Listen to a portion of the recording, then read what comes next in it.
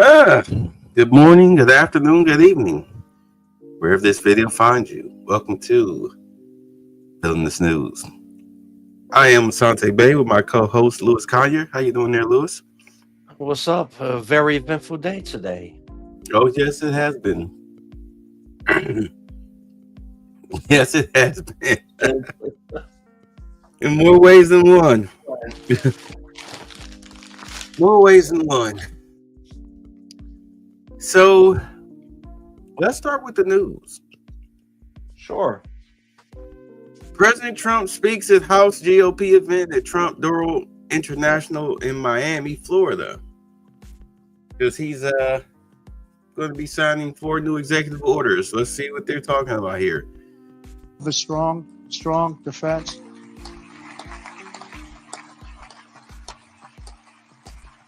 And in a little while, I'll be signing 4 new executive orders. First is that I'm directing our new Secretary of Defense, Pete Hegseth, who's going to be great, by the way. Thank you for the support.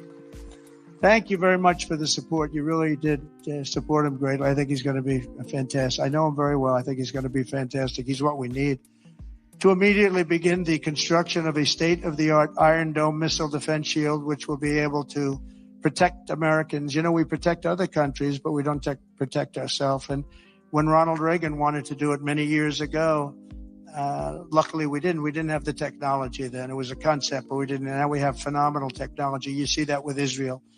We're out of 319 rockets. They knocked down just about every one of them. So I think the United States is entitled to that. And everything will be made right here in the USA, 100%. And next, to ensure that we have the most lethal fighting force in the world, we will get transgender ideology the hell out of our military. It's going to be gone. In addition, we will stop our service members from being indoctrinated with radical left ideologies such as critical race theory. We're going to stop it. It's already been stopped. It's already been halted, totally halted. And finally, we will offer full reinstatement to any service member who was expelled from the armed forces due to the COVID vaccine mandate. And we will restore them to their former rank with full pay.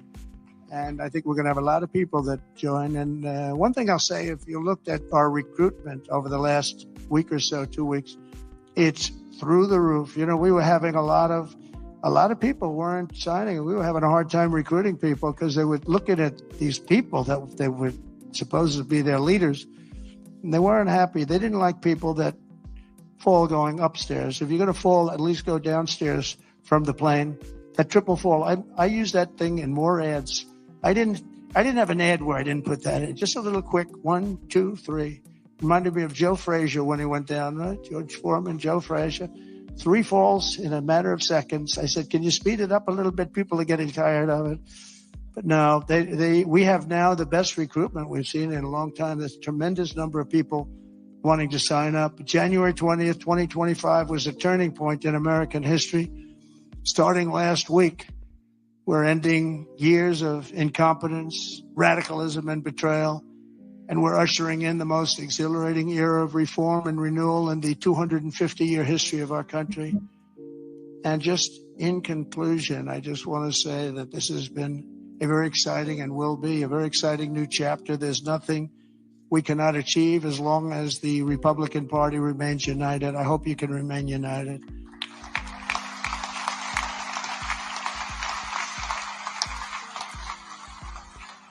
And it's one thing I give the Democrats a lot of credit for because, you know, they have lousy policy. I think, frankly, half of them are totally crazy. But they do stick together. They stick together on stuff that nobody can. I mean, how can you want prisons emptied out into our country? They stick together. They stick together on everything. Impeachment hoax number 1, impeachment hoax number 2. They stick together. Although I must tell you, you gave me great support during those 2 problems. Those 2 fake witch hunts, which have now turned out to be totally fake and disgusting. But you gave me tremendous support. But the Republican Party has to stick together. We just can't have people going, 1, 2, 3 votes. And we don't have that luxury. It would be different if we had a 20-point, 30-person majority, but we don't. We have to help leadership. And, you can be assured that you have certain philosophies. that if you're going to have most of the people, almost all of them, voting for something, you're going to be okay. It's not going to be bad. You have to stick together. It's the one thing that I would say we don't get very high marks. Everything is so hard. We always have 2 or 3 or 5 or something, people that just don't want to do it. And you just got to do it. You just got to do it. Make life easy. Just got to do it.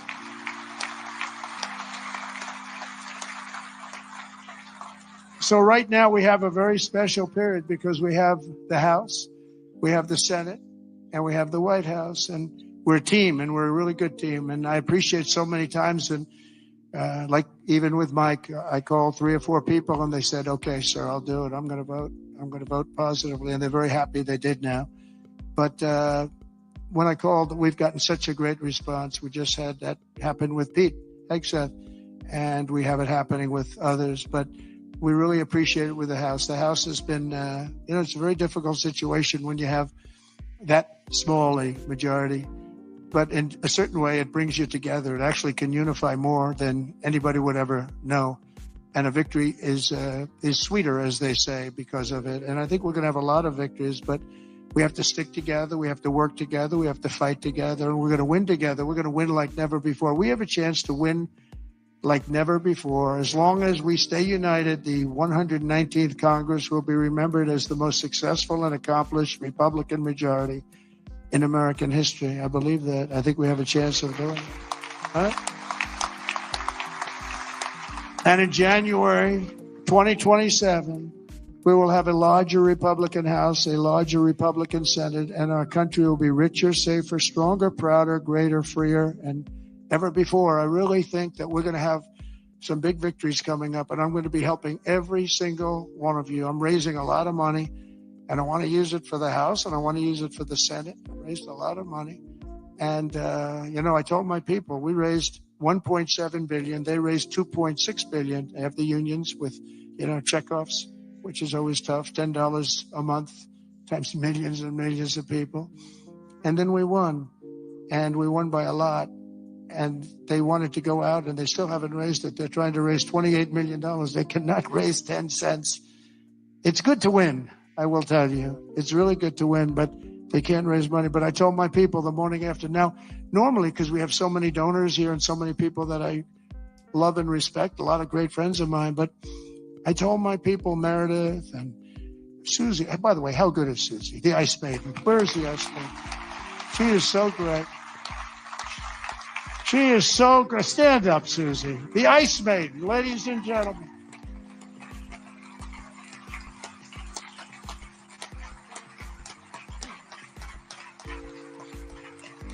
Wow, look at that.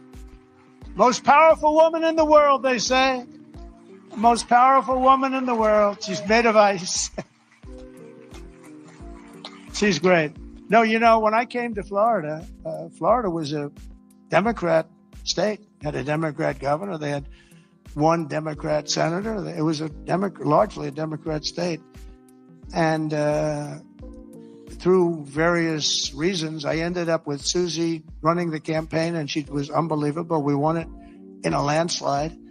And then the second time, we won it in an even bigger landslide. And when it came time to choosing somebody to run the campaign, the whole campaign, I said, what about Susie from Florida? She never lost. I won every primary. I won every. I didn't lose anything. And it was a Democrat state. And it was a landslide both times. And all of the Republican stuff was almost like it didn't even exist. It was amazing. And I said, what about Susie? Well, sir, a woman has never been in this position before. I said, really? Oh, by the way, we have Kellyanne Conway. She didn't do too badly either, right? She did a great job, 2016. And when it came time to chief of staff, do you know that there has never been a woman chief of staff? But there is now. There is now, right? I didn't know that. I'm so surprised. I'm very surprised. But it came time to running the campaign, and I said, well, I've never had a loss with Susie. She comes from great stock, Pat Summerall is her father. Pat Summerall was a football player, great football player, but a really great announcer, really the voice of the NFL for 27 years or something. He was great, and a leader. He worked with John Madden, and he was able to get John Madden to do things that nobody else could do. they'd call him, they'd say, Pat, John is really difficult. Now, John was a difficult guy, but he got big ratings and he was good.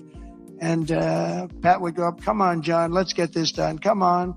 I know you don't like the heads of the company. Just that's it. They're paying you a lot of money. Come on, John, let's get it done. And he'd go and do it. And this went on for 27 years, right? But he was a leader, her father. And, this is somebody that has the gene. I'll tell you, she's great. And she's done a fantastic job. So she was so good with the campaign. I said, let's let her do the campaign. And it was flawless. And again, I said before, we had her win a lot of votes because it's crooked as hell. And I hope you can go to voter ID and same-day voting and paper ballots and all of those things, because ultimately we'll never lose a race if you do that. I'm telling you, you'll never lose a race. And I hope you can get that. And that's said to the governors mostly, but you people have a lot of power over it. But Susie ran the race and we did phenomenally. And then we just made her the chief of staff and she's doing great. They say it was the greatest opening week in presidential history. And I think, couldn't be a hell of a lot better. Even CNN is saying, this guy is amazing. I couldn't believe it. I said, did CNN really say that? Because nobody watches, so nobody was able to confirm it. But it was pretty amazing. Oh, the camera just went off. It's always tough. Usually you get them by surprise. But I just want to thank everybody. We're going to make this tremendously successful.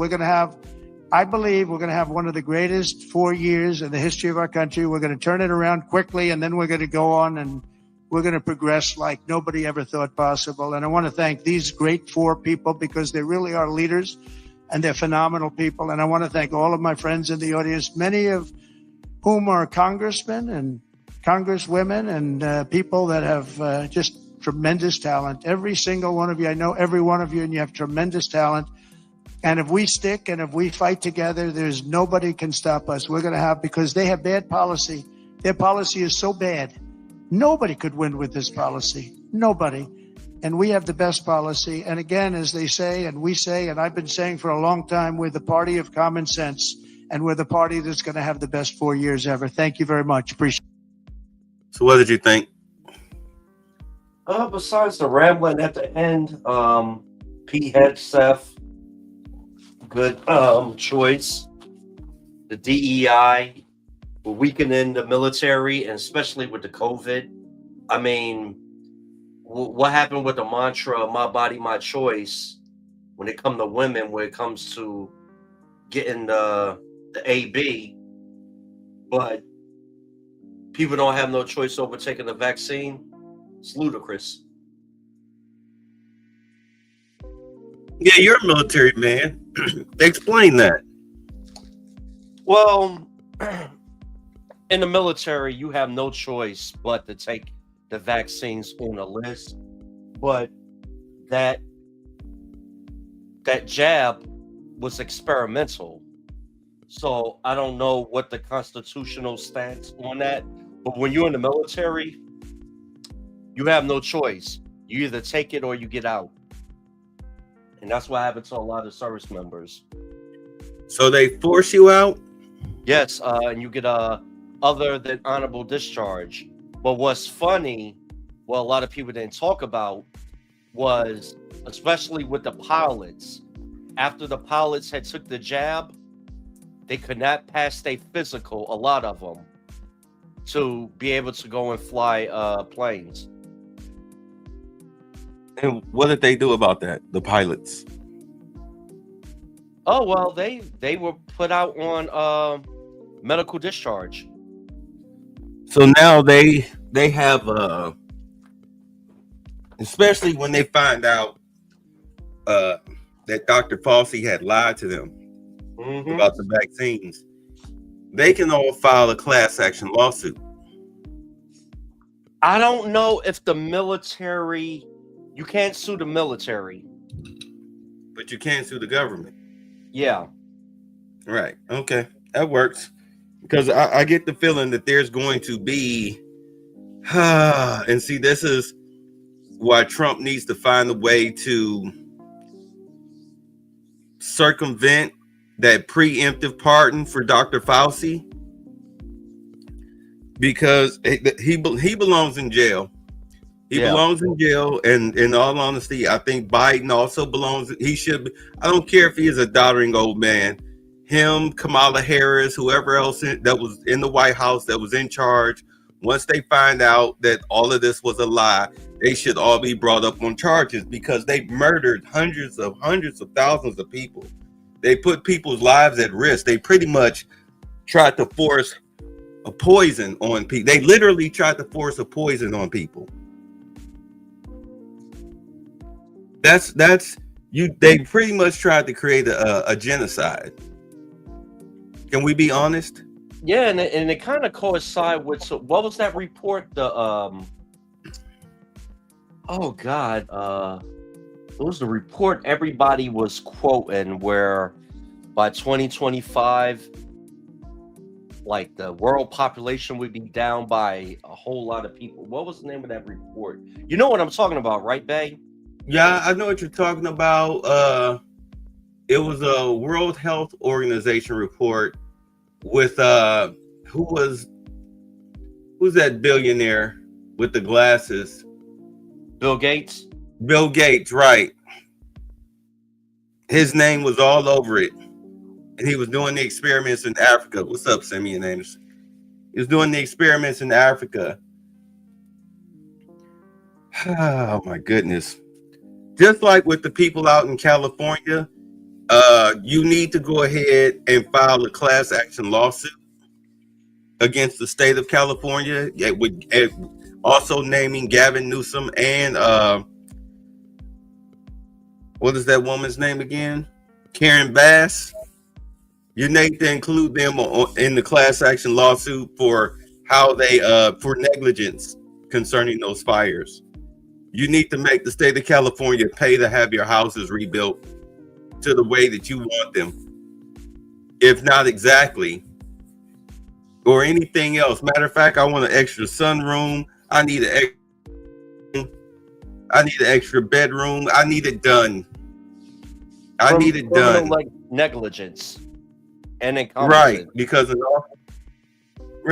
in all honesty, the guy who was the Indian guy that Trump hired, I'm sorry, y'all. Kash Patel. Yeah, Kash Patel. Trump gave him a direct order to go after corrupt politicians in Democratic cities. That was his direct order, his main order of business. So the best way to do that is to follow the money. Follow the government money that you were given or loaned. See where it was spent. Check out your bank accounts. The same thing that they're doing with Tiffany Henyard. You do that with Brandon Johnson, Brandon Scott, Gavin Newsom. Gloria Cantrell. You already got Shane Chow. You already got her. All right. You already got I can picture his face. I can't think of his name. In New York, Eric Adams. You already got him on the fish hook. Okay. You just keep going and going and going. You go after all of them. You bring them down. You clean house. You talk to their deputy mayors and be like, hey, look, this is your golden opportunity because we see your fingerprints are on some of this too. But if you play ball, maybe we'll give you a special pardon.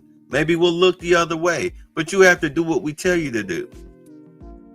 How about that? Mm-hmm. Or you can join your buddy. Your choice. Yeah. You know who the mayor pro temp is in Dalton? Where? Who? Jason House. That's Who's the Tiffany. That's out in Tiffany Henyard's area. Yeah, Jason House is the mayor pro temp. He's also one of the trustees that's fighting against her, and he's also running for mayor. You can de facto have him in as mayor, I mean, more than likely he's going to win that election, but still, situations like that, I'm using him as an example, where you come in, you retake power, retake control, and then even though whether you are a Democrat or Republican, you do what's right by the people. Get rid of the illegals. Excuse me, not reformat, but rescind the George Floyd Act, rescind your defund the police acts, and you take it back to early 2020, 2019. You start throwing people in jail. Flat out. You have these people on record. You know who your criminals are. You've been giving them bench warrants and tickets and all of this stuff for the past, 4 years? Round their asses up. If they haven't been to trial yet, round them up and then put them before the judge. Let's clean up these cities, clean up these streets, and have it looking like Black Dynamite when he took the drugs off the streets. Oh, come on. You watched the movie with me. I'm trying to remember. Remember him and Gloria was walking down the streets and the little girls was jumping rope on the sidewalk and everything? I only seen the movie once. You got to forgive me, brother. Oh, it's fine. It's fine. But yeah, you clean up the streets. You make it safe for kids to be outside and everything. It might take about 6 months to a year, but, everything takes time. Everything takes time. Okay. What's the next story? The Justice Department says it has fired more than a dozen employees who worked on criminal investigations into President Donald Trump. A DOJ official told NBC News that Acting Attorney General James McHenry, quote, does not trust these officials to assist in faithfully implementing the president's agenda, and added that the move is consistent with the Trump administration's mission of ending the weaponization of government. Yeah, Jack Smith, he stepped down before he got fired. That's a beautiful thing. So, did you want to read this story? All right, yeah, I'll read it. All right, here, I'll send it to you. Wait a minute, I'll just blow my screen up. Hold on. Justice Department fires more than a dozen key officials on former special counsel Jack Smith's team. Acting Attorney General James McHenry, go back up. I ain't finished reading. Sorry. Does not trust these officials to assist in faithfully implementing the president's agenda. Now you can go down. The Justice Department is firing more than a dozen key officials who worked on special counsel Jack Smith's team prosecuting President Donald Trump after Acting Attorney General James McHenry said they could not be trusted in faithfully implementing the president's agenda. Fox News Digital has learned. McHenry has transmitted a letter to each official notifying them of their termination. A Justice Department official exclusively told Fox News Digital.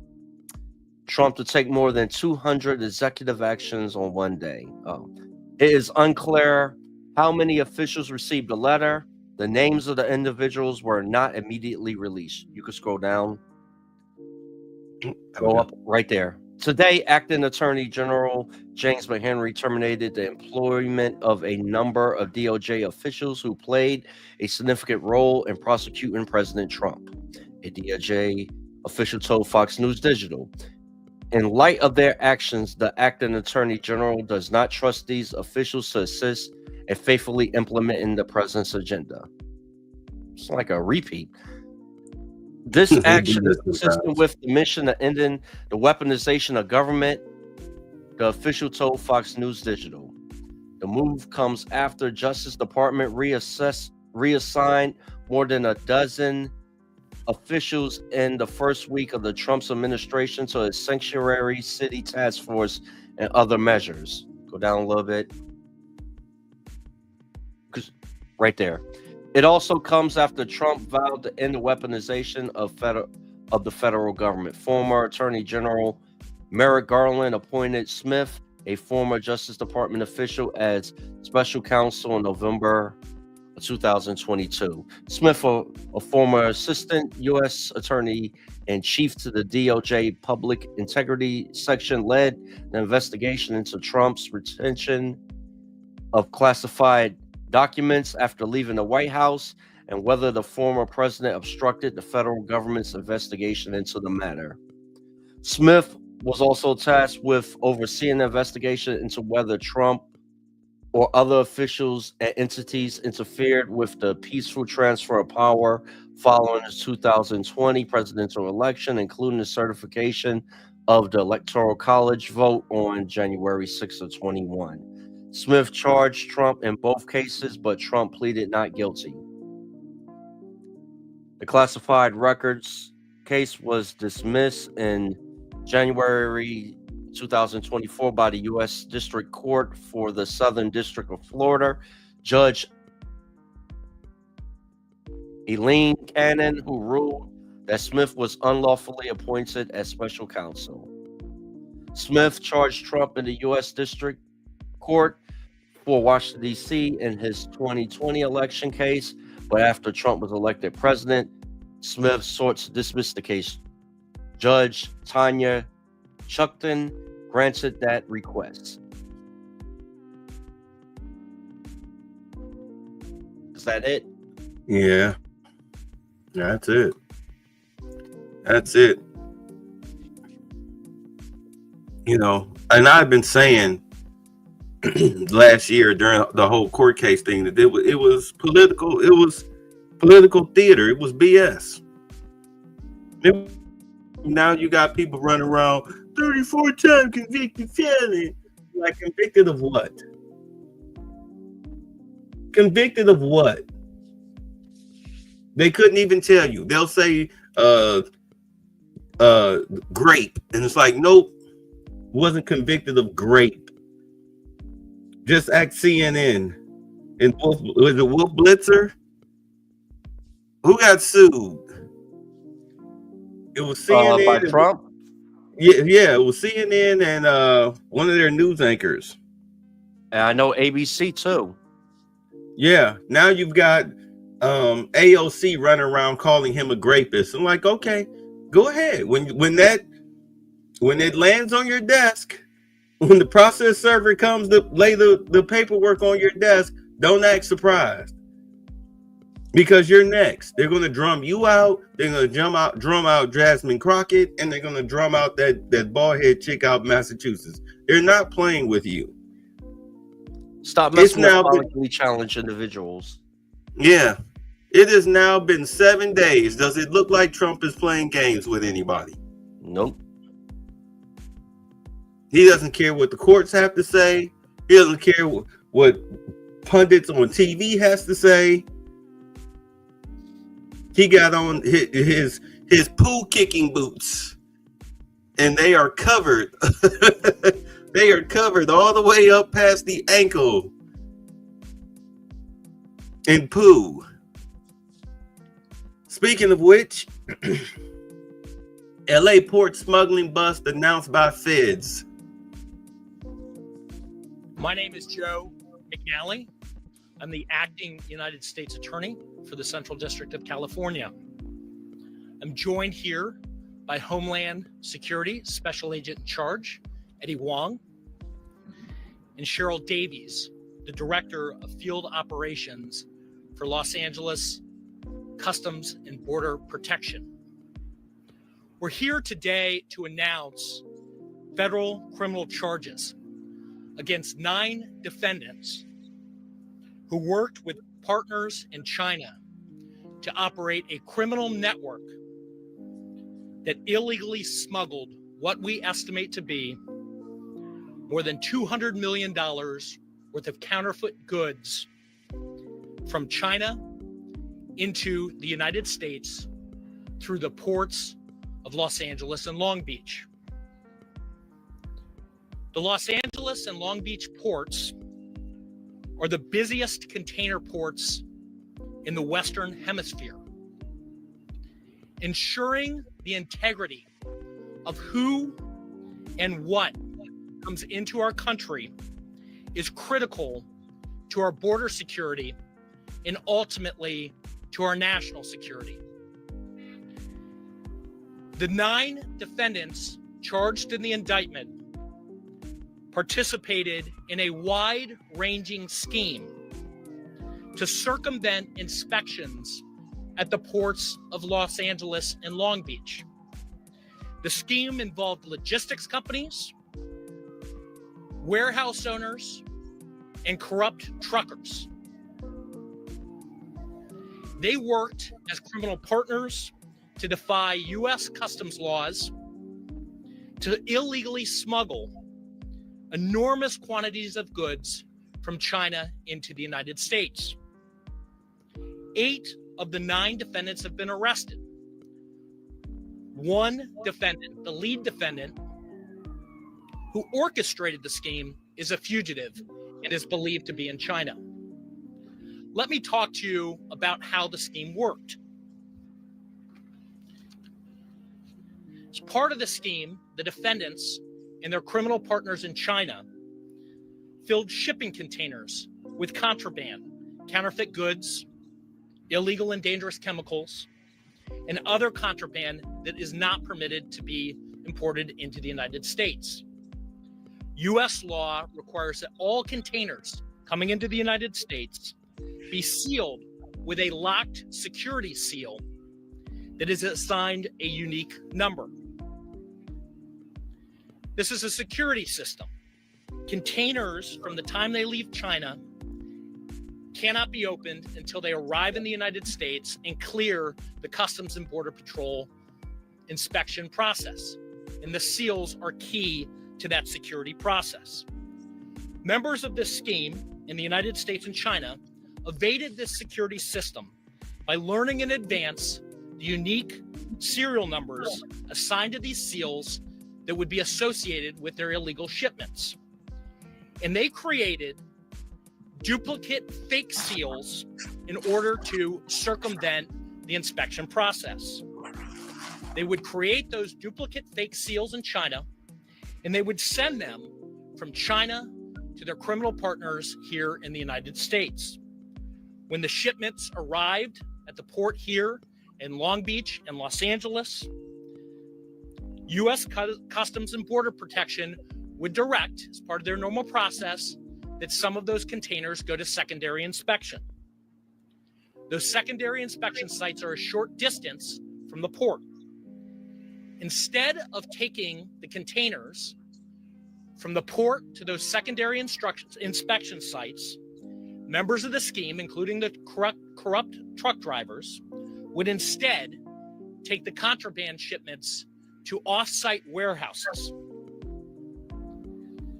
At those warehouses, according to the indictment, members of the conspiracy would open up and cut those seals, take out the contraband contained in those shipping containers, and ultimately put a new counterfeit seal on the containers and then pass them to CBP for inspection. Members of the scheme would then have the containers, now smuggled with the illegal goods, inspected by CBP, and they presented them just like they had come straight from the port complex. The truck drivers involved in the scheme were often paid 10 times the normal rate, and sometimes much more, to illegally transport the containers to a warehouse before inspection.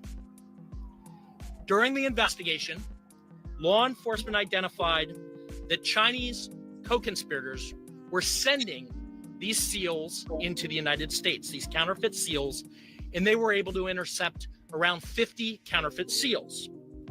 Law enforcement then linked those counterfeit seals to inbound shipments, intercepted those shipments, and removed the contraband inside. Items of contraband include chemicals such as R22, tens of millions of dollars in counterfeit merchandise, unapproved food and other types of drugs that pose consumer risk. During this investigation into this smuggling, federal authorities seized roughly $130 million worth of contraband. And we conservatively estimate that the defendants who are charged here and their criminal partners in China smuggled more than $200 million worth of goods into the United States. We have charged the defendants here with serious federal crimes. That includes smuggling, taking off using counterfeit seals, and conspiracy. If convicted, they face substantial federal prison sentences. The 7 smuggling charges contain a penalty of up to 20 years in federal prison. Smugglers harm our economy by introducing counterfeit items into our markets and robbing U.S. taxpayers of millions of dollars in revenue. Prohibited and unregulated items coming into the United States threaten the health and well-being of our citizens. And smugglers threaten our national security by allowing dangerous items to enter without detection. Let me end where I started, and that is that our border and port security is critical to our national security. And we'll continue to work with our law enforcement partners here to hold accountable individuals that attempt to violate the security of our ports and our borders. I want to thank our law enforcement partners, the special agents with the Homeland Security investigations who helped bring this case and bring it quickly. Our partners at the U.S. Customs and Border Protection who identified and alerted our partners to the criminal activity here.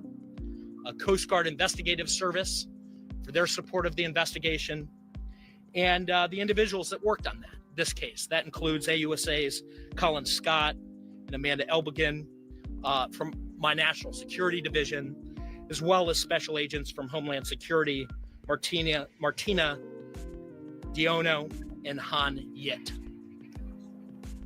I'll now turn it over to Eddie Wong, the special agent in charge for Homeland Security investigations here in Los Angeles. Thank you, Joe. Good morning. My name is Eddie Wong, and I'm the special agent in charge for Homeland Security investigations here in Los Angeles.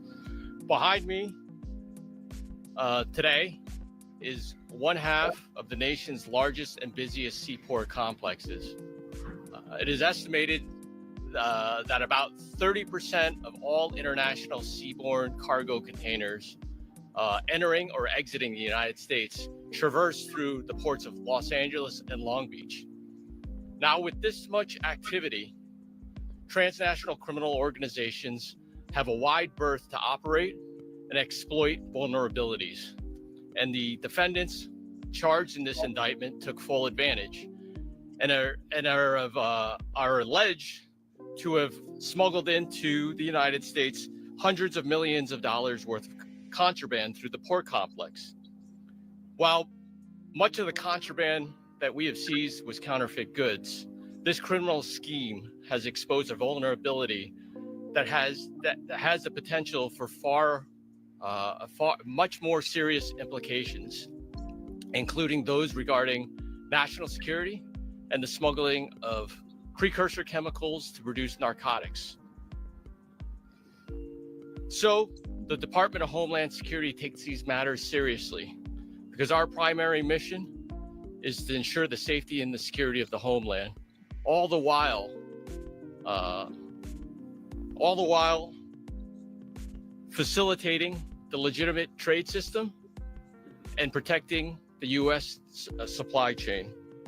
So I want to thank the dedicated investigators and task force officers from my office, U.S. Customs and Border Protection, Coast Guard Investigative Services, the United States Attorney's Office, as well as the numerous state and local law enforcement partners that participated in this investigation. In closing, I'd like to say that HSI will continue to protect the American consumer, the American worker, and American ingenuity, because economic security is homeland security, and homeland security is national security. Thank you. And now I'll turn it over to DFO Davies. All right, that's enough of that because they're just going to keep talking in circles. What's going on, You know- AB? Also, who knows how many potential military equipment has been smuggled over? No idea. For the No stash. idea. Yeah. What's going on, Ray Hanma? Yeah, it's wild. It's, oh my goodness. And the thing about it is that all of this went on up under the Biden administration, right up under their noses. And I guess, as long as the big guy got his 10%, that's all that really mattered, right? Yeah, the big guy. Yeah, as long as he got his cut, didn't matter. And Hunter, he gets his booger sugar. That's part of the deal. And 50 pounds of booger sugar. Let's go to the next story. Usually in those press conferences, everybody stands there and they repeat the same thing. And then they say how they feel about it. There's no point in going too far with it. So here's the next story. Trump's bombshell plan to clean out Gaza as he urges Middle East chiefs to take in Palestinians. But you know what? Hold on. Let's go back to that one story. And see, do understand this is under Gavin Newsom's watch. This is another point of contention where if you are Kash Patel and you're following the money,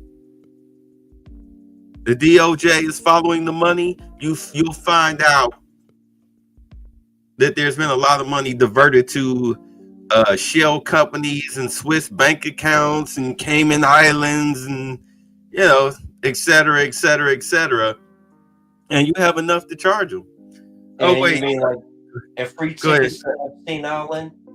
Yeah. Things of that nature. Somebody said Melania, now that Trump is in his second term, she's on him like she's Secret Service. Like, what does she have up under that coat? Like 2 Glocks? Because of these glasses. It's funny. All right, let's get to it. All right, so Donald Trump revealed his radical plan to clean out Gaza as he urged neighboring Eastern nations to take in Palestinians.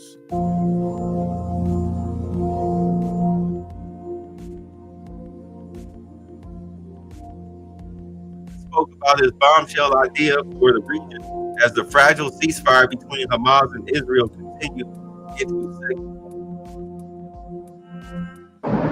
I said to him, I'd love you to take on more because I'm looking at the whole Gaza Strip right now and it's a mess. It's a real mess.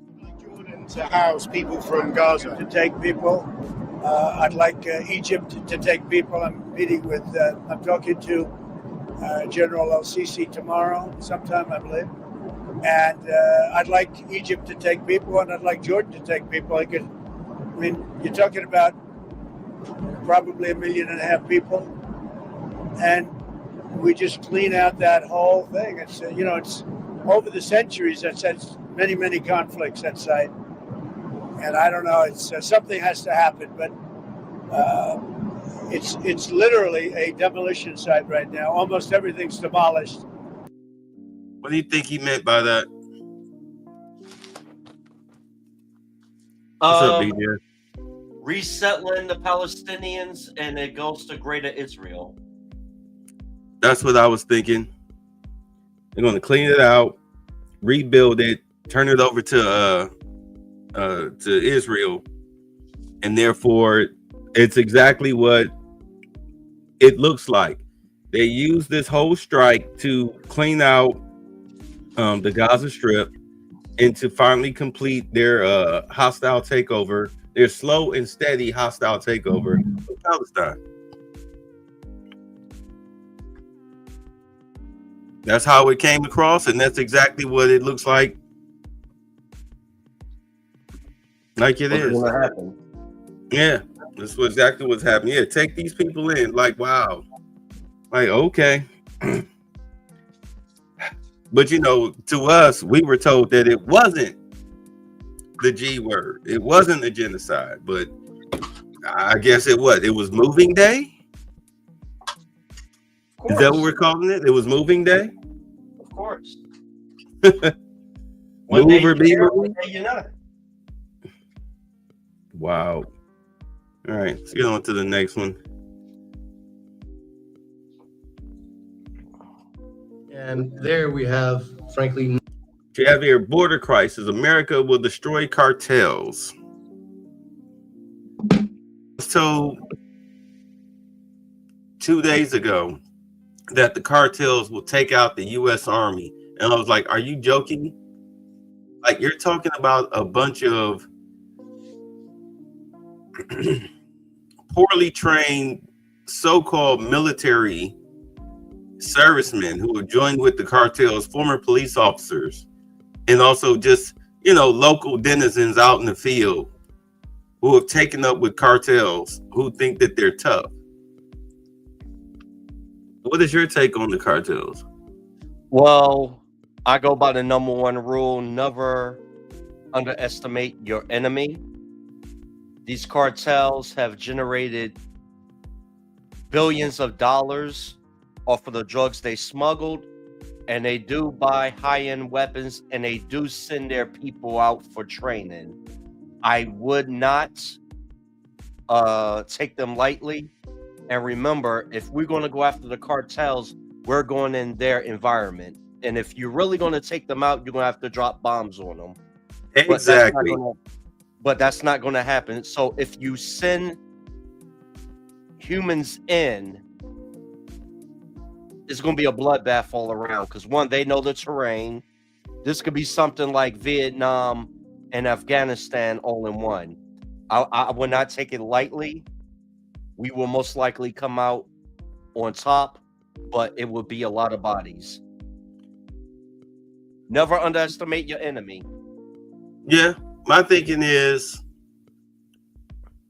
you talk with, they're already in talks with the president of Mexico. Control Mexico. So they practically control the Mexican government. So right. Like, I'm talking to the Mexican president. I'm like, look, do you want us to stop the cartels by any means necessary in the cartel area or not?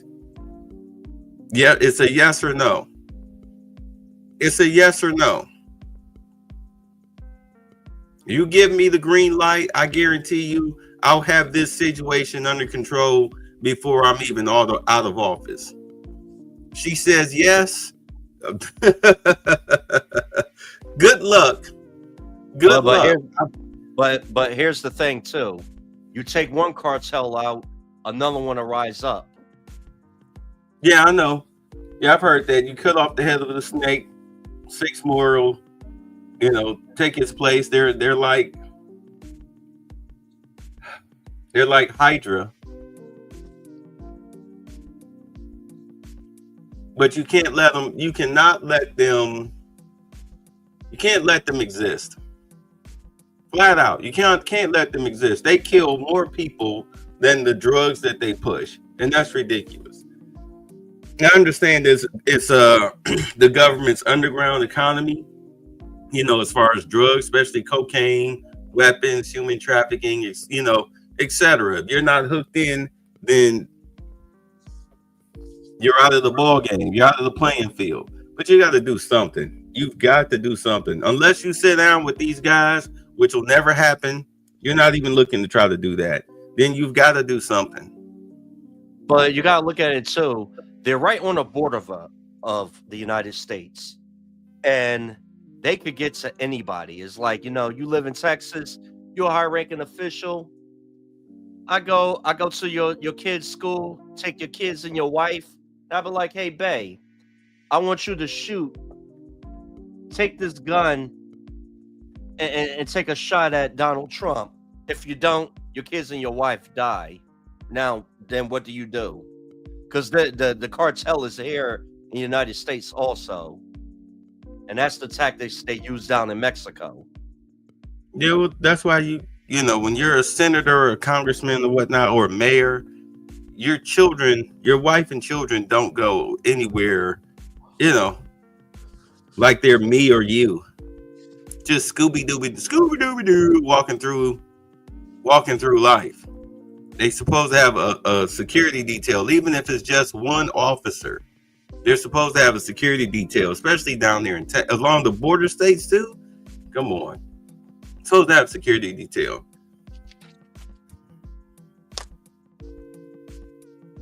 You put nothing past. What was that? It was James Bond. As M said, like, it's fine to watch our enemies, but we also need to keep a close eye on our friends. When they found out they had a spy in MI6, because the guy they didn't know that the guy who turned traitor, it was pretty much the same scenario in which you talked about. Supposedly holding the girlfriend hostage, only to find out that the girlfriend was not a hostage. She was a willing participant. Oh no, not it wasn't the girlfriend, it was the boyfriend. It was the first one. Remember the first one? Casino Royale. I never seen Casino Royale. Oh my God, we've got to have another movie night. We have got to have another movie night. Let me be quiet. All right, let's get this on. No margin of error because of our margins in the House, which is why we're here together to try to come up with how we can get a very ambitious agenda done in a very short order, a quick timeline. I'm confident we'll get it done because we have a president who is a no nonsense, not willing to accept not getting things done, and I think you have a mandate from the American people. But again, our margins are very, very slim. And these are complex, difficult issues, but I'm actually very confident that we'll get it done. I share my colleagues' views that this conference is really going to be about what we're going to do with reconciliation, keeping the president's promises, keeping our promises, demonstrating to the American people that we can indeed govern. We do have very slight majorities, and so people ask me, well, what's the difference between this Congress and the last Congress when we also had the majority in the House? Is that we have President Trump. And President Trump wants his agenda passed. We want to pass President Trump's agenda because it's good for America. And we have to put our differences aside and not stop thinking about ourselves and start thinking about the country as a whole. And on the reconciliation package, I am sure there are going to be some things in that package that I may not like personally, but on the whole, the package is going to be good for America, and we need to move it forward. And so we need to extend the Trump tax cuts. If not, we're going to have the largest tax increase in American history.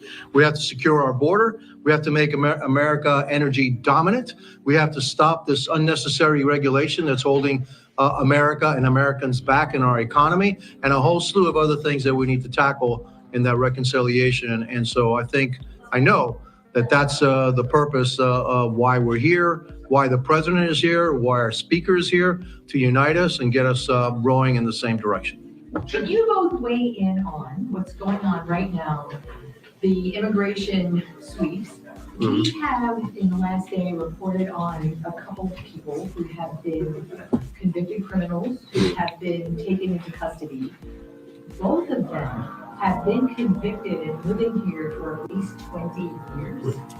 So I'm wondering if you know or can weigh in on, I mean, that's 5 or 6 presidential administrations. Why is it possible now? And I remember President Trump in 2019 did this as well. Right. But why is there a 20 or 30 year lag for people to be in that limbo without being taken out? We know that there are millions of people who are here unlawfully, including, 1.3 million who already have their orders to be taken out of the country. Among those, we also know that there are severe criminals, serious criminals that have, by the way, been recently allowed into the United States. And to your point, there may be others who have been here for a long time who are, again, career criminals. And I think what's changed is, again, that President Trump got here this time, not only with a strong mandate to do what he said he was going to do, But unlike the first time, he now also understands, and you can see it, the importance of putting his people in there immediately to get the agenda done immediately. The first 4 years of President Trump, well, the first 2 years, by the way, the bureaucracy was in the way. It took him 2 years to kind of figure that out and get his people in there. Well, he learned from that first experience, and you're seeing that rather dramatically now. He's taking more aggressive steps as far as putting people in, getting people out of the way that are obstacles to the America First agenda. The America First agenda is safety, prosperity, so I think experience is part of that. This is a president who, again, he was in the White House for 4 years, learned how to do things, how to get things done, and he's using that experience in a very effective way in just now 1 week in office. I have a different take on it. I think that that actually the disastrous policies of the last 4 years of President Biden have actually put a spotlight on immigration and the immigration problem here in the United States. And frankly, the American people have said, okay, enough. And so if there is a deportation order, if we are indeed a country of laws, then we need to follow our laws. And so ICE is doing the job it's supposed to be doing, which is once you have a deportation order, then you're supposed to carry out that deportation order. Now, in my druthers, I'd rather actually have those that are more recent. Okay, will go first, but also all depends on the nature of the crime and the crime that you committed while you were here. And so I don't have the details of that. But again, all this talk and this problem with immigration came about because of the last 4 years of the Biden administration and their total lack of following law and their wide open doors wide open policy of anybody can enter the United States, and that was a huge factor in President Trump winning the presidency. And also it was his promise. So the things that he's doing are the things he said he was going to do. Unlike many politicians who tell you, promise you the moon and give you nothing, this president is actually carrying out on his promises. And that's why we're here too, because there's a lot of promises that are going to take Congress's congressional action in order to implement. And he wants to make sure that he gets that accomplished. And frankly, most of us ran on that same platform. And so it's the promises that we made to our constituencies too that we need to accomplish here. The head of Chicago. I don't think he's a friend of the previous administration. What do you think?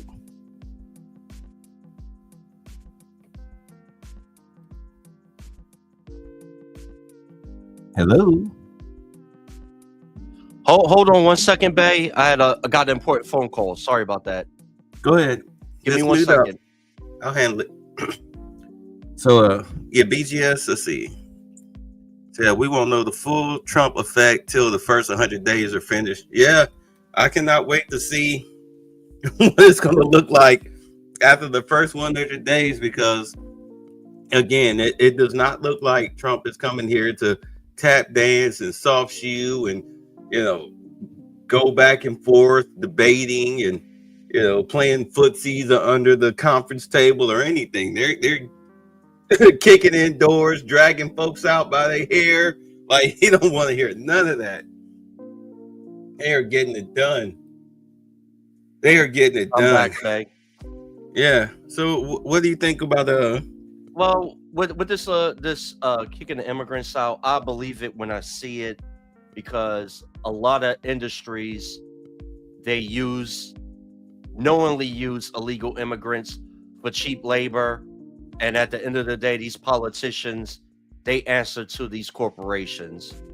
So if he's really going to stand on his square with this, he's going to be pissing off a lot of corporations. I think what he's probably going to do to save face is get rid of all the criminal elements and probably do some type of backdoor amnesty for the people that just come here for trying to make an honest living. Yes, but you're not going to get rid of 14 million illegal immigrants. I don't see that happening. Right. I'm very skeptical on that.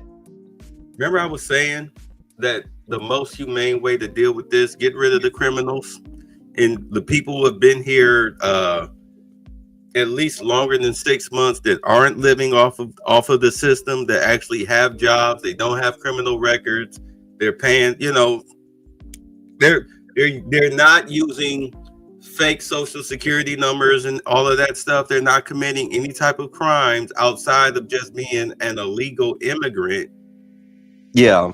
You give them, like, here, look, here's the U.S. citizenship book. 6 months, report down to the courthouse. We'll send you the date. Come down there, come take your citizenship test. You pass it, you stay. You fail, you got to go. Unfortunately, if you really want to be here, you'll break your neck. It's written in English and Spanish. We would appreciate it if you worked on your English. If you need to take English classes, there's numbers and all of this stuff in the back of the booklet that'll help you out. That way you get to keep your job, where you work, and then you pass the test, you can get your health care, everything that you need as if you were a U.S. citizen. All right. I would say one of the best fast tracks for people like that is to join the U.S. military. You serve in the U.S. military for 4 years. You keep your nose clean, et cetera, et cetera, et cetera. That's a fast track to getting your U.S. citizenship. But be ready to come when we call. And please do not step out of line, or we will throw your ass in jail. Is that not humane? Oh, of course. Of course. Yeah. So it's not like, and we could do like an exchange program too. We could get rid of our Pookies and Keishas and send them, do a criminal trade program. Yeah, send them down to El Salvador prison. Here you go. Good Lord. Yeah, but unlike AOC, who thinks that he's deporting American citizens too with her dumb self. Oh God, that woman is retarded. I wish they could deport her too, since they're deporting U.S. citizens. You're not listening to what Tom Holmes is saying. We're going after the violent criminals first. The rest we'll talk about. All right, let's move on. ICE confirms enhanced targeted operations in Chicago. Because their mayor, that coon mayor that they have, Brandon, don't get me started. Schools is clarifying what led to a mix-up at a local elementary school on Friday. So Secret Service agents showed up at the school, and the district mistakenly reported that they were immigration agents. Well, new this morning, we have an additional response from the district and a Secret Service spokesperson. NBC5's Jen Schatz is in studio now with exactly what happened. And Jen, we just learned some new information. That's right, Patrick. We did. Now, earlier this morning, we told you the Department of Homeland Security is comprised of several federal agencies, ICE being one of them, the Secret Service being another. Earlier this morning, a Secret Service spokesperson just clarified to NBC5 that their agents' credentials say both Homeland Security and Secret Service. Here's what CEO of CPS, Pedro Martinez, told us yesterday about Friday's incident at Hamline Elementary. These were Homeland Security agents, and they show their badges. They flash their badges as Homeland Security agents. Now, according to that Secret Service spokesperson who we heard from this morning, their badges only say United States Secret Service. Agents do not carry credentials which only say Homeland Security. Based on that, it should be clear which agency they represent. However, the staff member who spoke with them, according to Martinez, genuinely believed she was speaking with ICE agents. According to the Secret Service, their agents identified themselves to the school principal and left business cards. Can I say this right now? Go ahead. Fire both of them. The principal and whatever idiot thought that she was talking to ICE agents. Fire both of them immediately. Because that's Secret Service. If Secret Service is knocking on your door,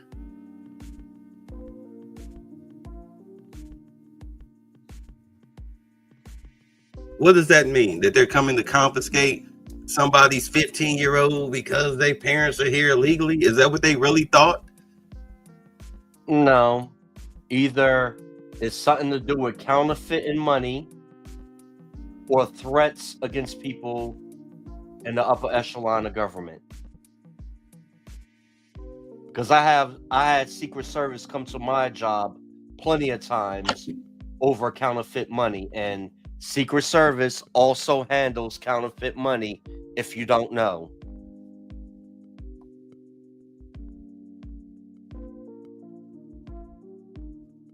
This is what happens when you watch CNN, MSNBC, ABC, The View, that whole Democratic media outlet. When you're caught up in that bubble, you, especially if you're of low IQ, you get caught up. You do stuff like this. You have no. What if they were coming to investigate somebody who issued a bomb threat online? Yeah. And then you didn't let them in. And then 2 days later, one of the students sets off a bomb in the school. And it comes out that Secret Service was looking for this kid. They disappeared for 2 days before they set off the bomb, only to find out that he was camped out in the school's basement the whole time. That'd be a big boo-boo. That would be a big boo-boo. Yeah, that's why if I'm the parents or the school board, I want you to, you're out of, both you and the principal and you're fired. Get out of here. Get out of here. We don't play those stupid games like that.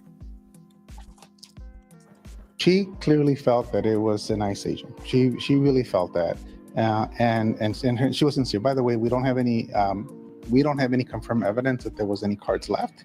I'm not saying that they didn't, but we just don't have any confirmed evidence. We've checked that. We just don't. Really? What did the principal do with the card? Do you think she threw the card away? Of course. Mm-hmm. Dumbass. You'd rather evidence of my fuck up. Oh my God. Incompetence. Your people. Low IQ incompetence. I'm sorry. Yes, you were saying something? Nah, your people. Now, Martinez is calling this an unfortunate misunderstanding. He's also asking for empathy for district families who he says have been hearing rumors of possible ICE sightings recently. Nationally, the numbers show ICE arrests are on the rise right now. This past Thursday, agents arrested 538 undocumented immigrants from around the country, doubling the daily average from September. And Chicago, as we just told you about, has been one of the cities President Trump has said would be a focus of his planned immigration crackdowns. The Secret Service agents were at a home in Back of the Yards on Friday. That's near Hamline Elementary. They were investigating a threat against President Trump over a TikTok ban. As part of that probe, they also visited the school. Again, this incident was not immigration related. Patrick, Lisa, backing up that truck. Today is Sunday, January 26th. I'm Lisa Chavarria. And I'm Patrick Fazio. We start with breaking news of an immigration enforcement operation here in Chicago this morning. The Department of Justice just shared this photo of top Trump administration officials somewhere here in Chicago. It shows Acting Deputy Attorney General Emil Bove and border czar Tom Homan observing immigration enforcement ops here in Chicago. Now, last week, Department of Homeland Security said in a memo, state and local officials who do not cooperate with stepped-up immigration enforcement could face federal prosecution. Governor Pritzker just responded this morning on CNN saying he intends to cooperate with efforts to deport those accused of violent crimes. Good job, Fred. We're going to follow the law in Illinois and federal law, too. We expect them to do the same. I'm very afraid that they will not follow the law. Governor Pritzker also says he will enforce Illinois' sanctuary state laws that set limits on cooperation between local law enforcement and federal ICE agents. And nationally, the numbers show ICE arrests are on the rise. This past Thursday, agents arrested 538 undocumented immigrants across the country. That's double the daily average from September. And Chicago has been one of the cities President Trump has said would be a focus of his planned immigration crackdowns. You know what? Trump is just playing. He ain't really trying to arrest no daggone illegal immigrants. This is all fake. It's CGI. Fake news. Yeah, it's fake news.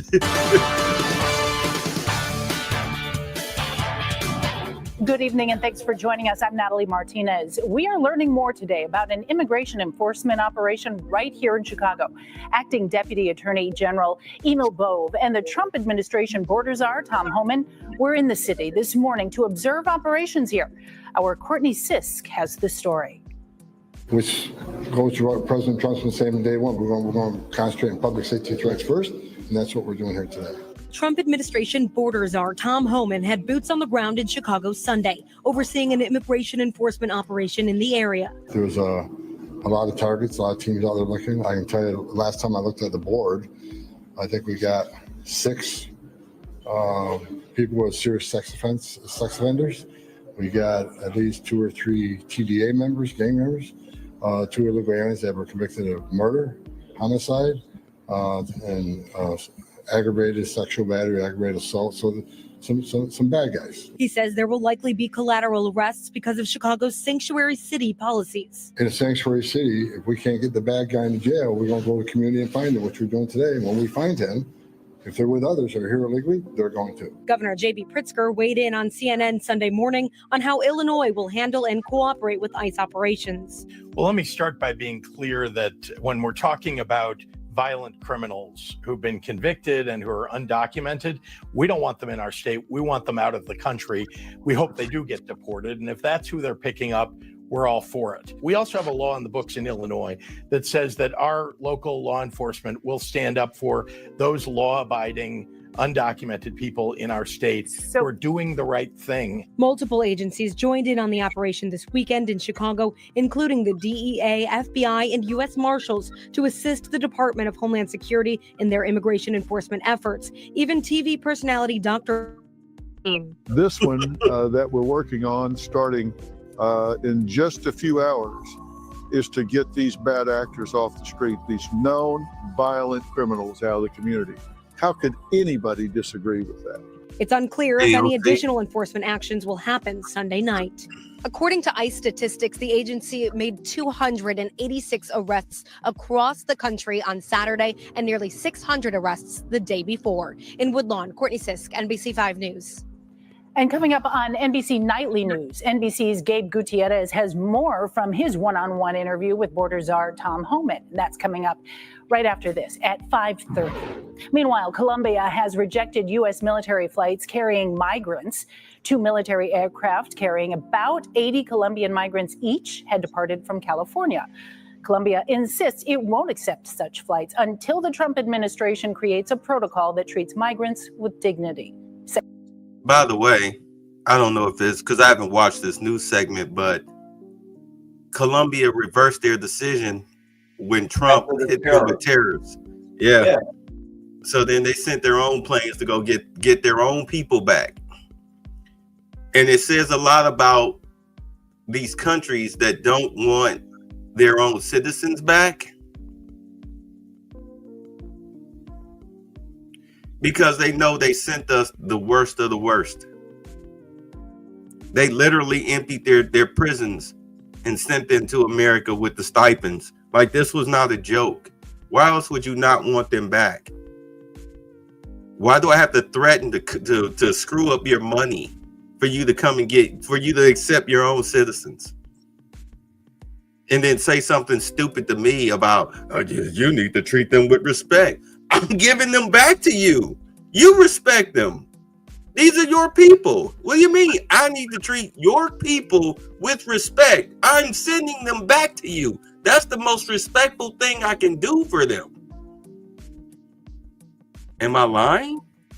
No, not at all, because you know what I do? I'm listening. I put a parachute on all of them since we're using military planes.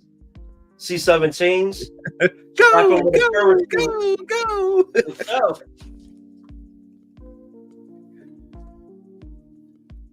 Secretary of State Marco Rubio says Colombia's president authorized all the flights and cancellation authorization happened once they were in the air.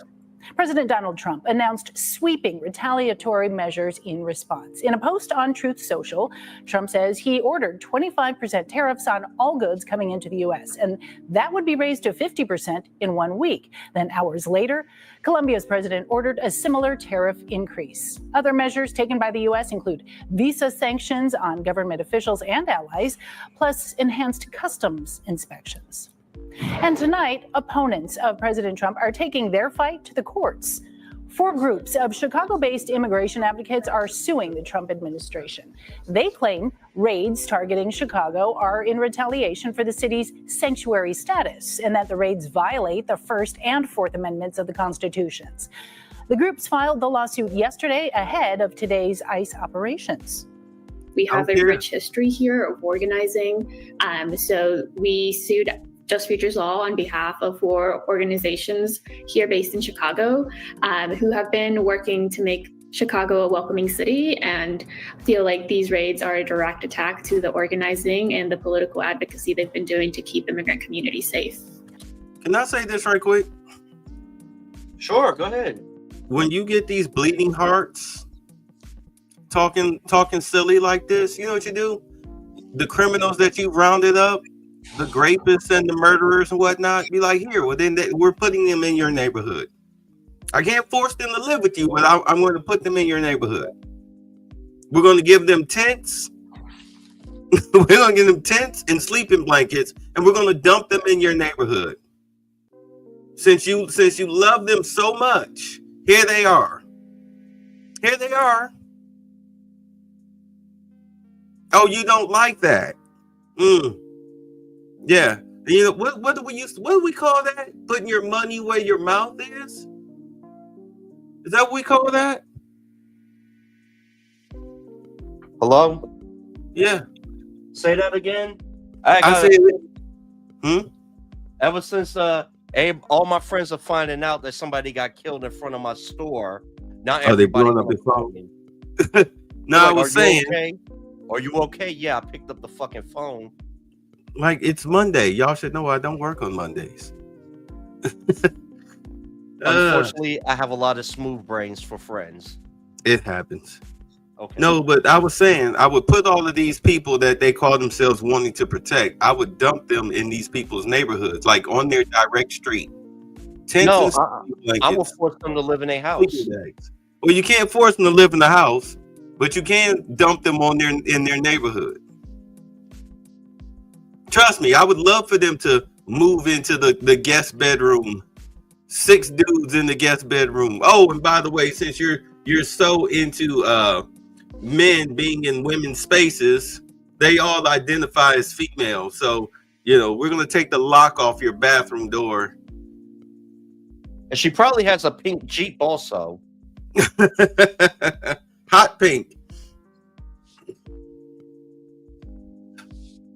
I swear these people are silly. But they're talking like that because there's money involved. Or they're just that dumb. And the advocacy groups are now requesting an emergency federal court hearing. And today, activists held a Know Your Rights workshop in Woodlawn to explain immigrant rights and protections and how to engage with law enforcement. The undocumented community is, of course, on high alert and fear that they could be profiled and targeted. We are educating both Black and Brown communities, both in English and in Spanish, regarding their rights. It's just vitally important that they know their rights. And it's also vitally important that they not provoke law enforcement agencies to do any harm. Today's event took place at Concord Missionary Baptist Church in Woodlawn. And you can always find new developments on immigration enforcement in the Chicago area at... I'm a little miffed at that black dude trying to help out illegals when Brandon Johnson has tried to raise people's property taxes, pretty much tried to do a land theft by trying to raise people's property taxes, taking away ShotSpotter, the catch and release program. Chicago was being financially destroyed crime is off the charts, and you're sitting up here talking about some. Well, I'm trying to tell these people about their race. Well, everybody's gonna get their wake up call soon. They'll learn. I swear to God, man.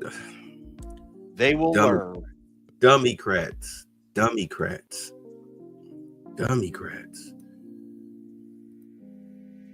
Welcome back, everybody. President Donald Trump doubling down on his campaign promise to crack down on illegal immigration. And those marching orders answered with some action. Yesterday, ICE arrested 956. That's up from 593 Friday and 286 Saturday.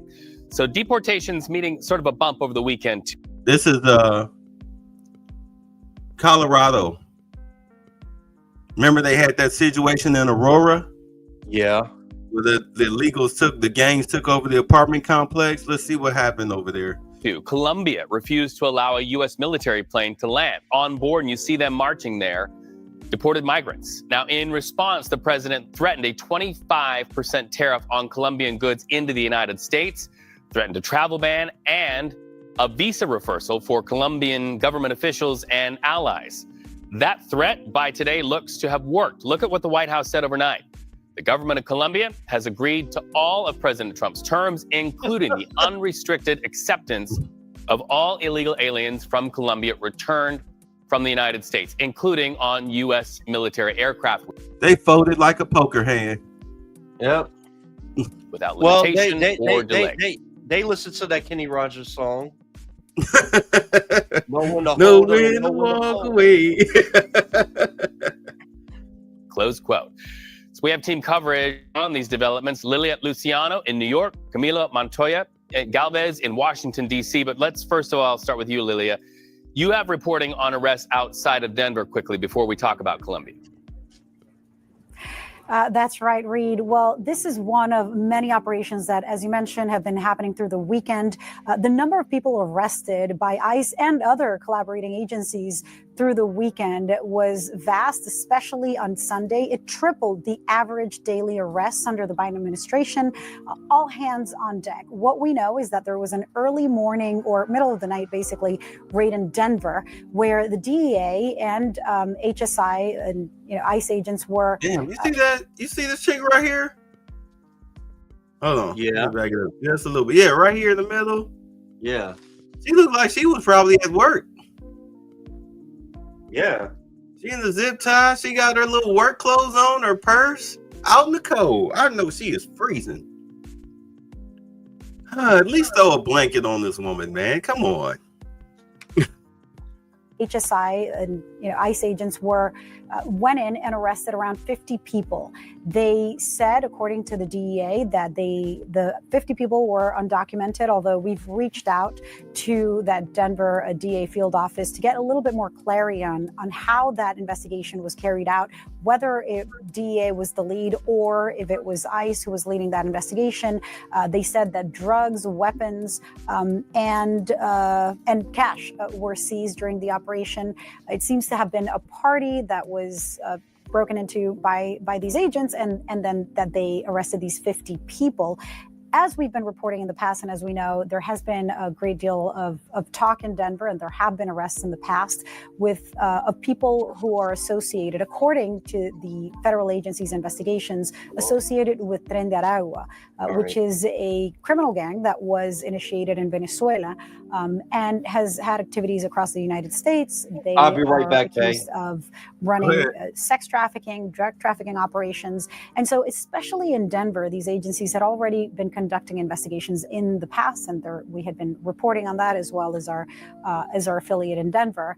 But we're trying to get a little bit more clarity from the agencies and comment about, whether this was a longer investigation. As ICE spokespeople have told me in the past, look, these first raids are not going to be just random or at random raids. They're going to be targeted of people who are known to commit crimes. That said, there's also been reporting about quotas, and when you're talking about quotas of up to 1,200 or 1,500 people a day, that may inevitably lead to more people than those who are known or are under investigation for committing crimes other than immigration-related crimes. All right, Lillian, while we have you, we've got to ask you about that back and forth between President Trump and Colombian leaders. Get us up to speed on what the now element of this story is, because it looks like quite an about face in not very much time.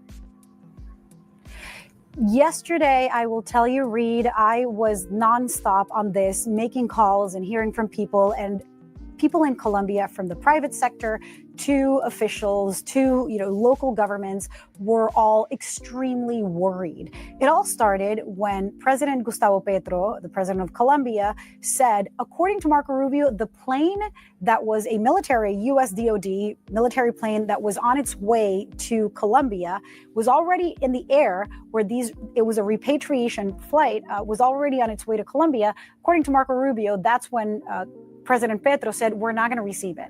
He said that it was because of the dignity, or in the interest of the rights and the dignity of those deportees, those Colombians. So he refused to take it. At that point, the White House, or President Trump, instructed that there would be tariffs starting at 25% and then upping them to 50% if things didn't change next week on Colombian goods. Look, you have to keep in mind that the U.S. is Colombia's most important trading partner. For the U.S., in terms of the U.S. economy, Colombian products make up around 1% of the U.S.'s trades, so it's relevant for the U.S. But it was a massive hit on Colombia. There was a great deal of concern. Then the president of Colombia went on Twitter on basically a tirade, saying all kinds of things, and accusing Trump of discrimination and a lot of other very specific details.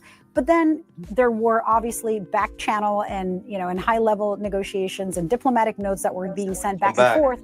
And finally, very late last night, there was a tweet with a statement from the White House saying that despite everything that the Colombian president had said, and after the Colombian president had also threatened tariffs on U.S. goods and told the Colombian people, no worries, the government will help make Colombian products cheaper so that those U.S. products that will increase in price are not going to affect your pocket. After all of this, there was a tweet with a statement from the White House saying that the Colombian president, that Colombia agreed to all of Trump's terms, including receiving deportees from those military flights. And not only did the White House announce this, but the Colombian president retweeted it, basically agreeing that, yes, we agreed on all terms. After that, I kept watching his Twitter feed. He deleted the retweet, but, definitely made a statement very quietly with no further comment at that point that, yes, everything had been agreed on. What is the impact of this? It's a message. It truly strengthened that kind of credibility of the White House and of President Trump in the region. And I think there's a lot of concern now that things seem to have worked out so well after those threats from the White House, which included taking away the visas of Colombian officials, enhancing checks by CBP of Colombian people coming into the U.S. and of products. I mean, there was a whole list. And then at the end of the day, you see the Colombian president agreeing, and the Colombian foreign minister saying, we overcame an impasse and now we will accept these deportees. It sends a message to countries around the world that, the White House is strong and that these threats work. And so we'll continue reporting on what happens and if this escalates once again, but it was quite an eventful and towards the end confusing series of exchanges there. Right, you can pick and choose your headlines. We knew President Trump uses tariffs as a bargaining chip through the economic lens. Now we're seeing it used throughout the lens and in the context of immigration issues. Lilia, always so great to talk to you. Have a great day. Okay. Can we laugh at people talking about Trump? He don't know what he's doing with these tariffs. It's going to destroy the United States. Blase, blase, boo-hoo. Can we laugh at these people? Yeah. Well, the media got a bias, so that's what I expect. If they would start praising him or just reporting the news objectively, that's when I'd be concerned. They're doing what I expect them to do. You can report the news and be unbiased. But that's not what sells. The controversy is what sells. Well, at least it used to sell. But we see, like, over with what's going on with CNN and whatnot, how they're laying off or straight up firing hundreds of people cutting the salaries of their top anchors and whatnot. You got The View getting sued, CNN being sued. Of course, you got Sunny Holston. She's had to read so far, last count, 7 legal notes in a 2-week span. Like, if you can't report the news objectively, then you're they're going to put their foot on your neck. The American people are going to put their foot on your neck, as well as the government. Can we just be honest? Yep. Yeah.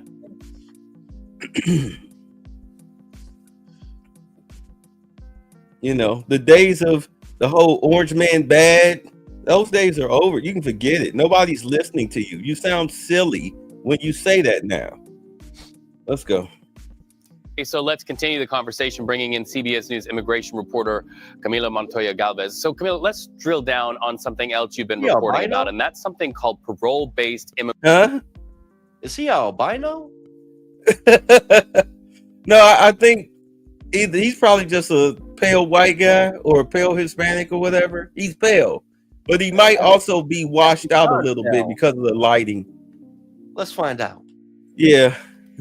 Immigrations programs. What are they, and how are they driving the His conversation? haircut is off, though. You see his lineup? Yeah. Oh. Hi, Reed. According to an internal memo from the Department of Homeland Security obtained here at CBS News, we can report that immigration officials have been instructed by the Trump administration to stop allowing immigrants into the country under a policy known as parole. That legal authority allows presidents to welcome foreigners who don't have visas on humanitarian or public interest grounds. And the Biden administration really used that parole authority, Reed, at an unprecedented scale, including to discourage people from traveling to the U.S.-Mexico border by offering them a legal way to come here, again, lawfully and in a safe way. And we understand that this move by the Trump administration effectively suspends several parole programs, including a sponsorship initiative for refugees from Ukraine fleeing that Russian invasion of their homeland, and also another sponsor initiative for Cubans, Haitians, Nicaraguans, and Venezuelans who are again sponsored by private American citizens.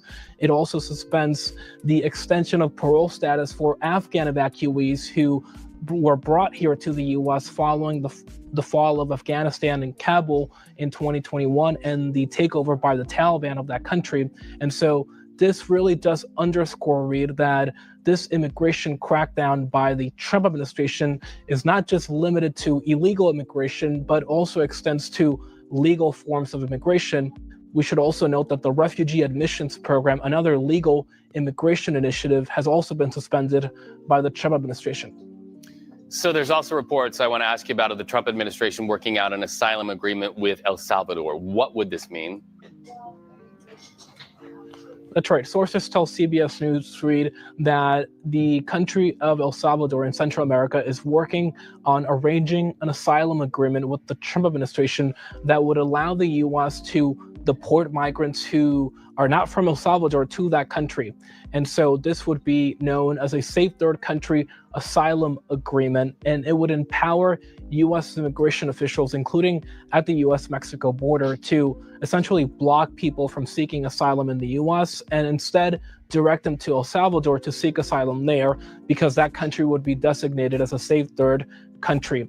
And we are also told that one plan under consideration as part of this initiative would allow the U.S. actually, Reed, to deport Venezuelan gang members, suspected members of the Tren de Aragua Venezuelan gang, to El Salvador to have that country detain them in that region. And of course, El Salvador over the past years has launched a massive incarceration campaign of gangs in that country. So it would be another layer to that effort. And so this is yet another attempt by the Trump administration, Reed, to really forge alliances with countries in the region to crack down on illegal immigration. CBS News immigration reporter Camila Montoya Galvez, thank you so much for your time. It's good to see you, my friend. And good evening. Off the top at 6 tonight, federal raids and deportations are ramping up across the country, including right here in South Florida. Nearly 1,000 people were picked up and shipped out of the United States over the weekend. The crackdown is causing fear among immigrants in South Florida. The line was long today outside the ICE offices in Miramar. President Trump sending a clear message and making good on his campaign promise to crack down on immigration. So let's get right over to Local 10's Janine Stanwood. She is live in Southwest Miami-Dade with the local raids taking place and reaction just in from ICE tonight. Janine.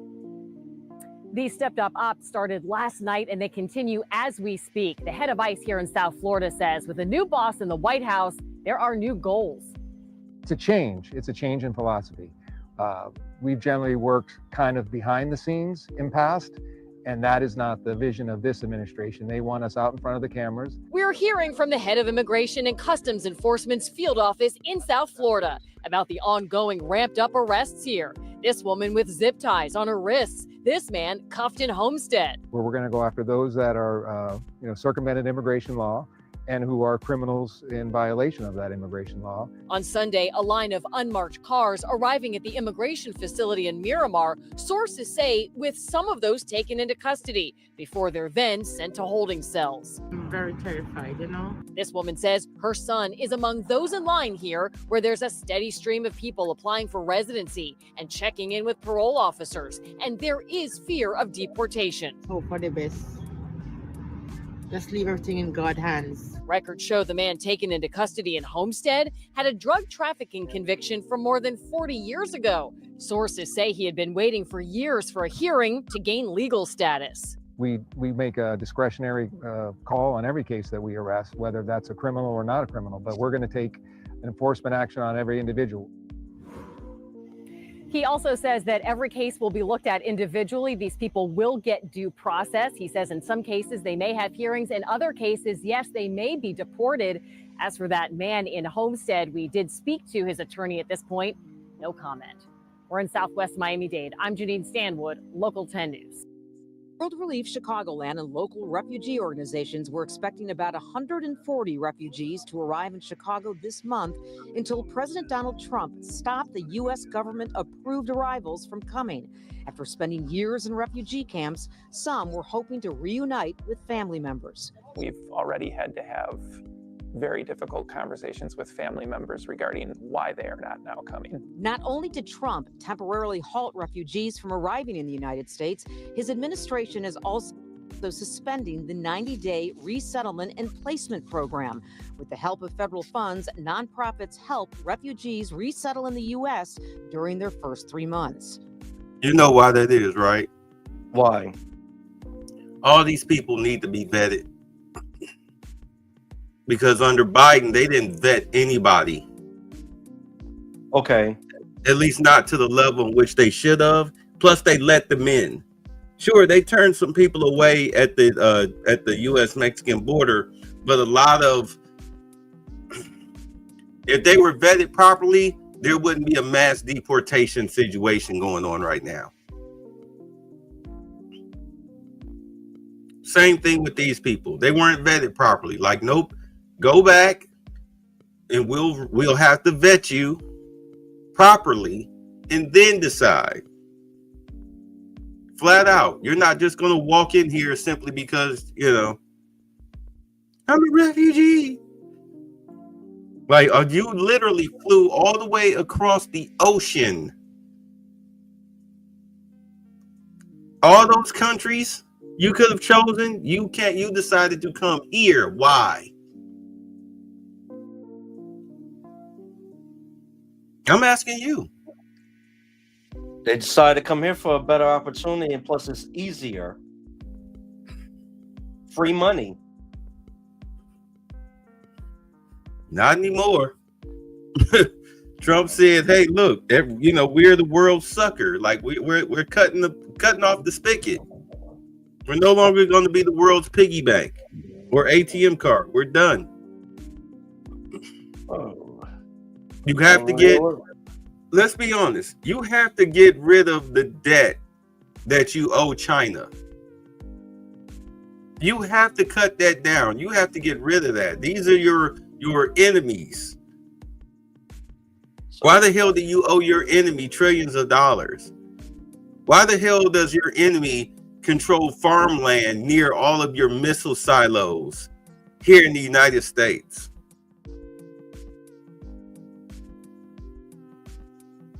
That's ridiculous. That's ridiculous. That's not how you do it. Because of Biden, you've opened yourself up to invasion. Could it be that was intentional? Yes. Yes. That's why that interview that I played from 1985 with the Russian defector.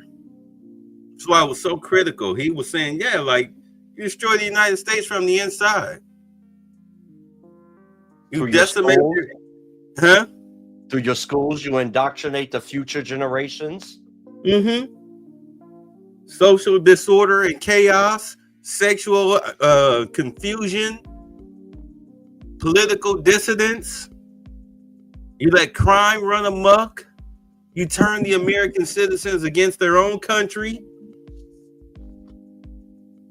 Next thing you know, you got planes falling out the sky, doors falling off, things don't work, corporations going belly up, stores closing because of rampant crime. You let it eat itself up from the inside. It's a cancer. And then the most devious one, you're destroying your society because you're breaking up your own family structure. Yeah. Feminism. Next thing you know, you're Colombia. You know what I'm saying? You're Brazil. You're Argentina. You're Venezuela. You're the third world country with first world technology. The goal of that support that has been cut is to help refugees learn English, find a job, and move to self-sufficiency. World Relief Chicago says close to 190 refugees have arrived in Chicago in the past 3 months. And while the organization is losing the money to help them resettle, Director of Immigrant Services Peter Zichterman says he and his staff will find a way to continue. We made a commitment and have an ethical obligation to those families to ensure that they are served and cared for. And it leaves us in a position where we're now scrambling to figure out exactly how we can do that. A refugee is someone that flees their home country because of a founded fear of persecution. They are not undocumented immigrants.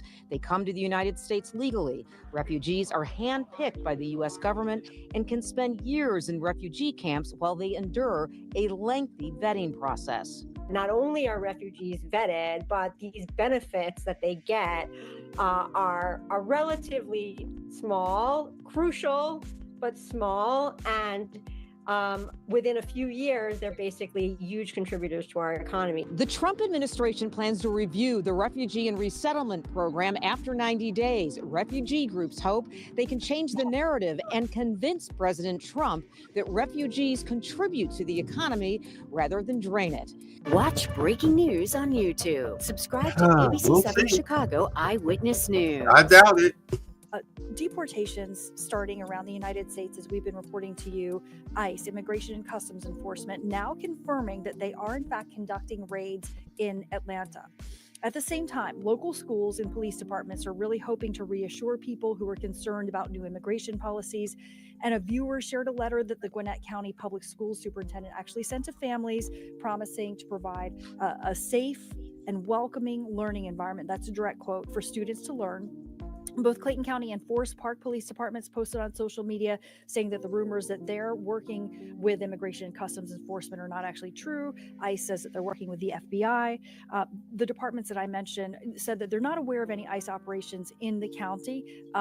They add that they're not targeting Hispanic citizens who live or travel through the area.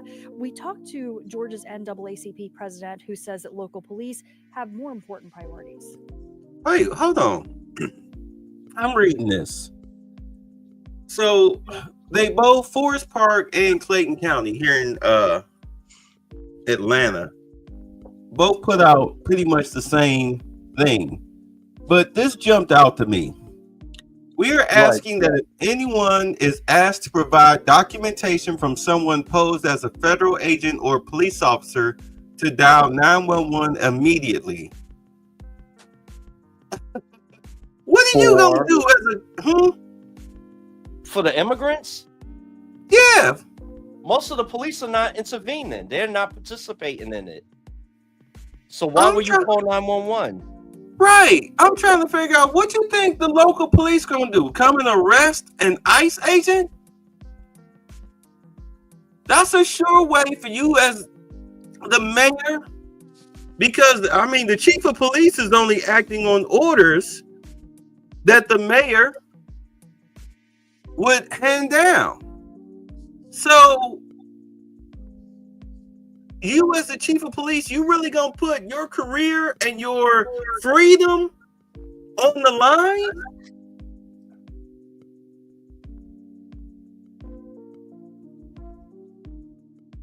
People are not that bright. Oh my God. Very, very, oh my God. Very, very stupid. This is what you call a liberal zealot. Oh my God. And they would use a black guy to say something. What does he have to say? I want to see the law enforced in a way that is representative of the fundamentals of this country. We are a welcoming country, and so people should have the opportunity to become. Can you pause for a moment? We should not weaponize. Before he starts talking about government policy, he needs to fix his hairline. I just work here. I just saw that, and I just work here. I just work here. You got waves on with a fucked up hairline. I can't take I just work here, man. This is why girls be complaining about dudes hat fishing them. He be hat fishing me.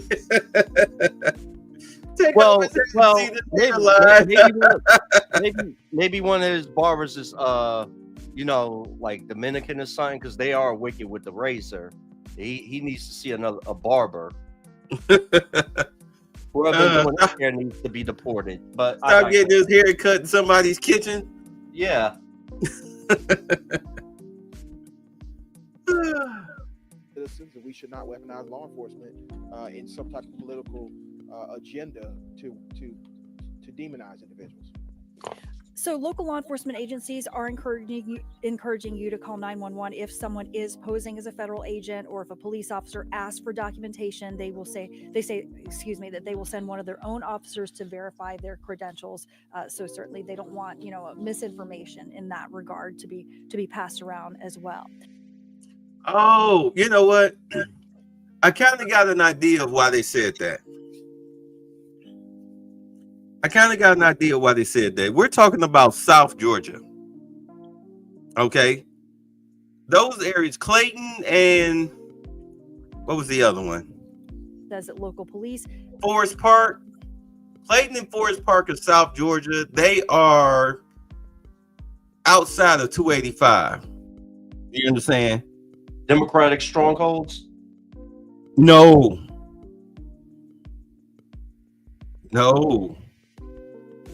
No, not at all.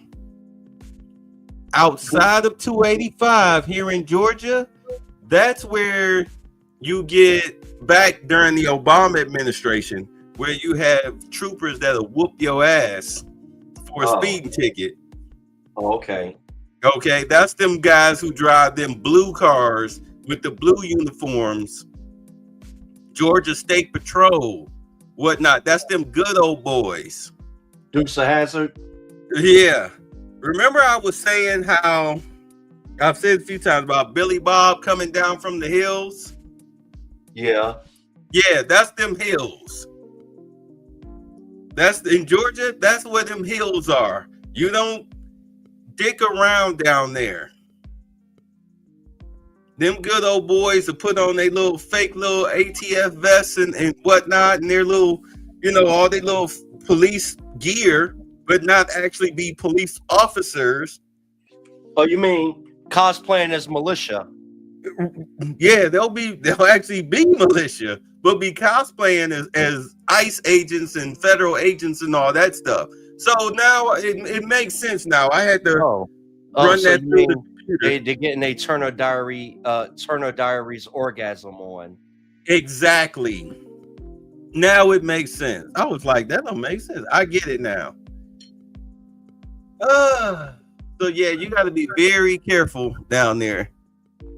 You got to be very careful down there. So, all right, we got. I guess you want to do. Let's see here. That was it. Oh, That was it. oh, good. Under 2 hours. Yeah, under 2 hours. See that? Yeah, we covered all the stories. Ah, We covered all the stories. You've got well, that's 2 years ago. See, oh, so for the record, since we have time now, my original channel, Bitter Truth Show, which is a subsidiary of Embrace Villainy. Well, this morning, YouTube killed my Bitter Truth Show channel. They killed the channel, talking about fraud and deception and scams. And I'm like, okay, I don't sell anything on that channel. It's been demonetized for well over a year. I'm not pretending to be somebody else. The only thing that I really use that channel for is to upload TikTok think pieces and whatnot. So they killed that channel, which blocked me from being able to get into the Embrace Villainy channel, which is still up. The issue is that they shared the same email address, but different passwords. But if I try to log in under that email address, even if I use the different password, they take me right back to the Bitter Truth Show channel. Let me see. I don't want to accidentally put too much info out there, but here, I'll show y'all. See this? This is what I can't change it. I can't switch channels or anything. I can't get into it. It's on appeal. It's on appeal. But this is why I've been saying for a minute, like, yo, you can't let YouTube or these social media apps feed you, because if they decide one day that you may have violated a TOS, or maybe they're just sick of your shit, or you get somebody reporting you, this is what could happen. This is what could happen. And there have been plenty of people who have sat up here on YouTube who've had channels who have cried and boo-hooed because they need that check. well, can I make an announcement? Sure. Well, I got some good material coming. Hopefully out by Wednesday. Today, I caught one of the biggest Manosphere haters, biggest Kevin Samuel haters, has swallowed the red pill. And me and Obsidian was cracking up. Who is it? On Clubhouse. Dr. Albert. Who? Dr. Albert Higgins. He used to be in the conscious circle with Sarnetta and them. And he was cool with Valdez. But he was one of them that went over to Clubhouse and was one of the staunchest proponents of Kevin Samuels and all that. And I just fell upon it by accident. And Obsidian was in the room too. And we were just cracking up, talking to each other about this. Like, oh.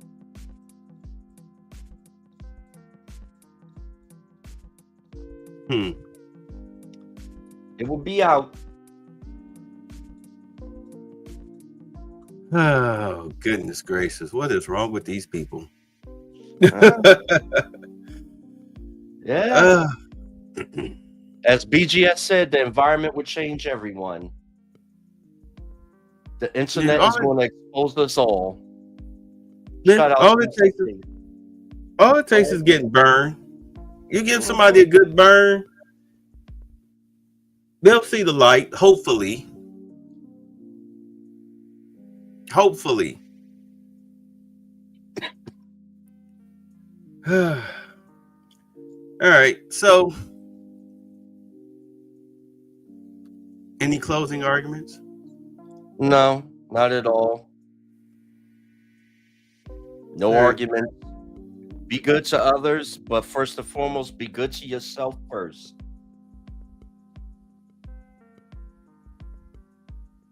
Buy food right now. Like, I might as well use this time. I'm seeing that the prices of food is going up, and people out there, like whatever party you follow, don't get it twisted.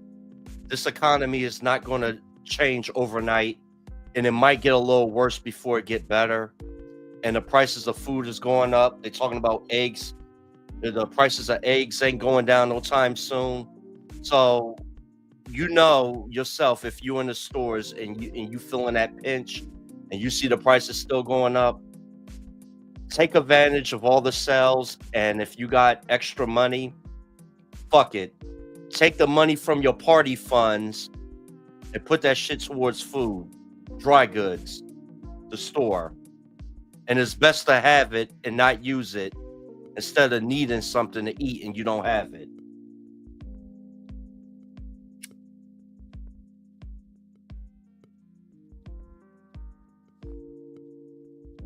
I'm done. No, that's fine.